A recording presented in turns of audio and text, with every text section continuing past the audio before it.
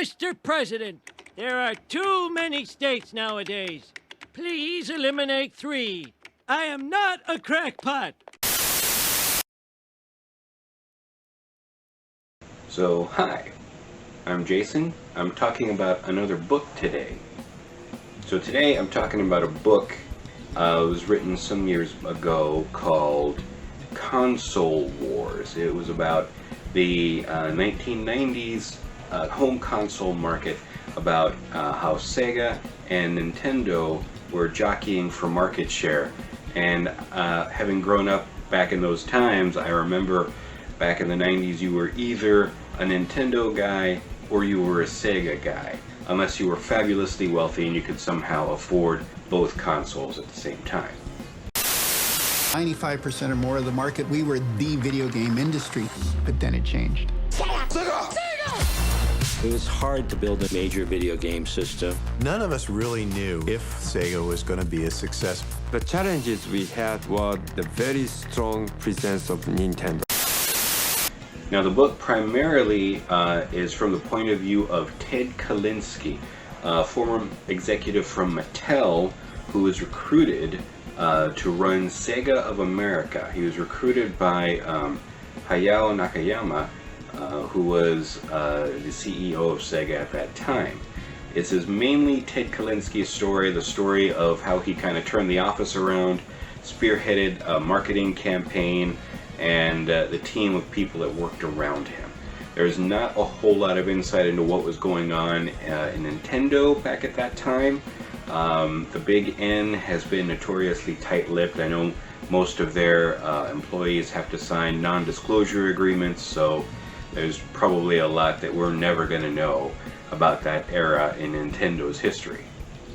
So the book is written in sort of a docudrama format. It's written in a novelization almost, complete with dialogue and things of that sort.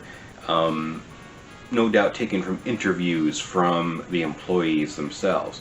With the exception of speeches at conferences where we have verbatim transcripts, all of the dialogue is actually sort of made up from general ideas, generalized accounts of what went on. And the writer of this particular book kind of writes everyone in the same voice, doesn't really differentiate the characters, but that's more literary criticism over something that's supposed to be more of a documentary, or at least a docudrama. So much of what the book discusses is a sort of a Mad Men marketing war that was launched at that time. If you grew up and you saw the Sega commercials, the Genesis does what Nintendo don't, that was definitely part of the marketing campaign.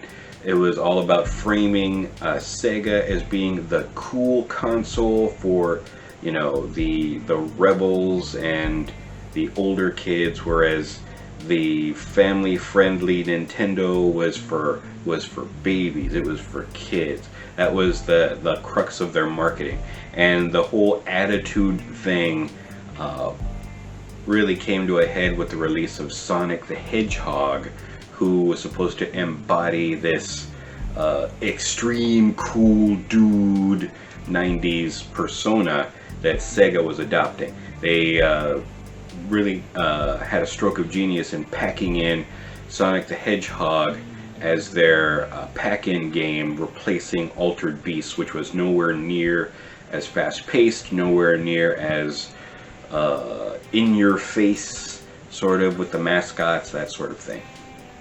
One of the things that stymied Sega's success after they captured a big chunk of market share was this ongoing struggle between Sega of America and Sega of Japan. They would shoot down a lot of ideas for games, for marketing, for pricing, things like that. If there's an MVP in this whole thing, even though this is mainly the Ted Kalinske story, you gotta give props to Shinobu Toyota. He was a Japanese employee who was embedded with Sega of America. He was the liaison, the sort of go-between So he had to be the one to sell the American ideas that were going into the American market to the Japanese home office.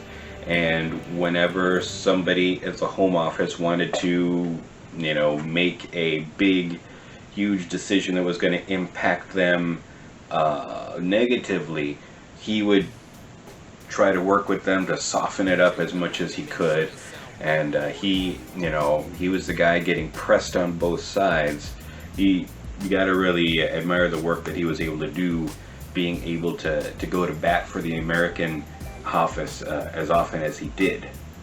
So just some of the historical highlights. It talks about Mortal Kombat Night Trap and the Congressional Committee and the eventual formation of the self-governing ESRB in order to avoid government interference. It talks about the creation of Sonic the Hedgehog, the sort of artistic temperament of the creators, and how the team was rubbed the wrong way in the Sega of Japan office. So they actually brought them to the Sega of America office, where they would have a lot more creative and artistic freedom. We wouldn't have people,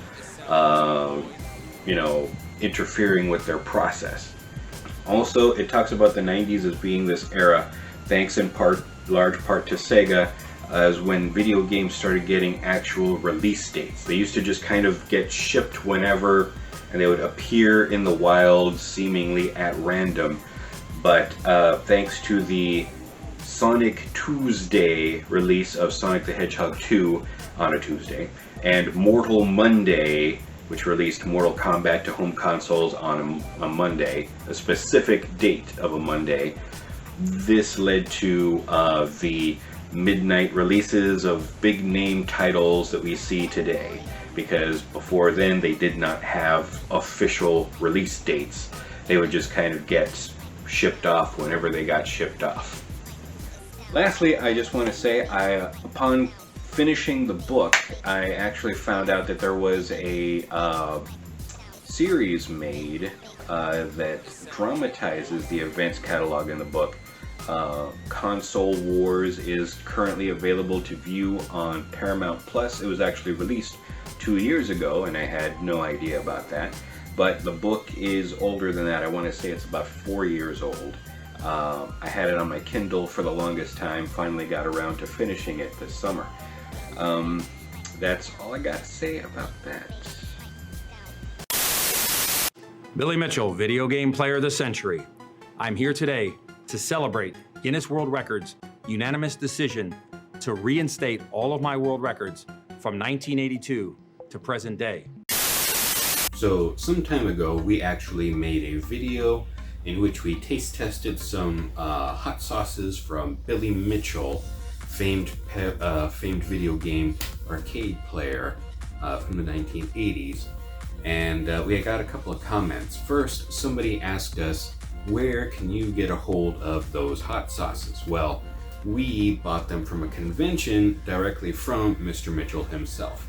And apparently, at the time, everywhere we tried to find it online, we had no luck.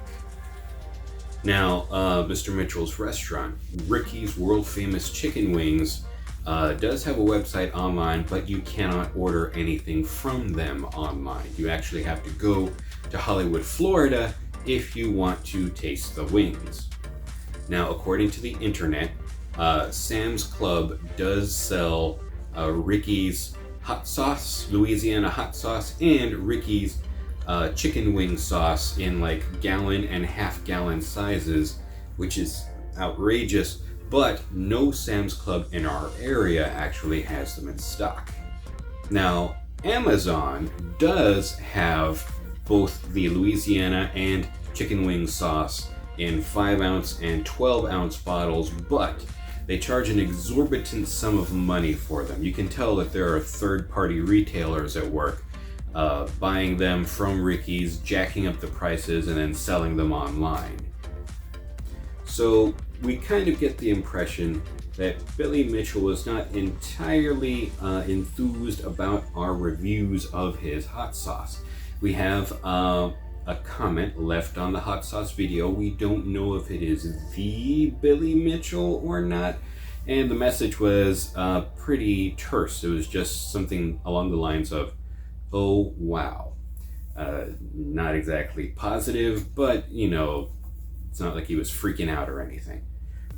Now, what I would like is I'd like to be able, instead of just his novelty convention sauces, I would like to be able to taste his full range of actual restaurant hot wing sauces. According to the menu that's available online for Ricky's World Famous Wings, he has a mild, medium, and hot chicken wing sauce. There's a teriyaki, a barbecue, there's a honey sauce, a habanero sauce, and you have the option of adding extra garlic to any one of these particular sauces. So that creates a wide range of flavor profiles, none of which is available away from the Ricky's chicken wing location in Hollywood, Florida. Now I'm calling you out, Billy Mitchell. That's right, I'm talking directly to you. I challenge you to make your hot sauces in bottles available for purchase somewhere other than having to drive all the way to Florida and not through third-party scalpers.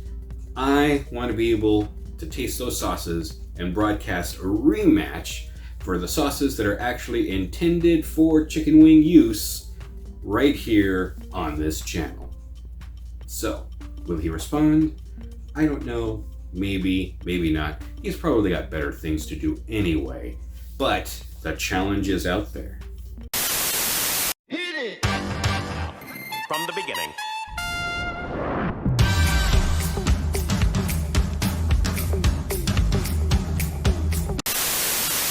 So the last thing I'm going to address today, we had a viewer, Christian Palacios, who left a comment not that long ago on the Making Cards Part 2 video. He says he has a problem with the offset on his printer. The front and back images of his cards don't always line up. They're off by a couple of millimeters.